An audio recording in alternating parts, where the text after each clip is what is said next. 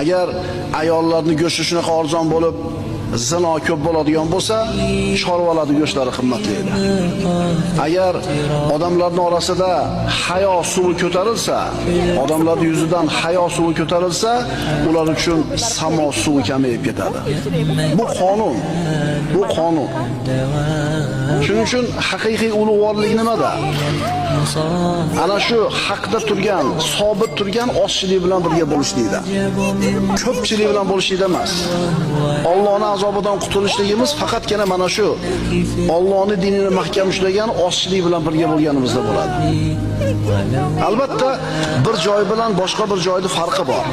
Masalan, bir joyda g'arib bo'lsang, bir joyda g'arib bo'lmaysan. Masalan, biz yurtlarimizda alhamdulillah masjidlar serob, namozxonlar ko'p, solih insonlar ham shunday ziyoda, dinini ushlagan odamlar bor.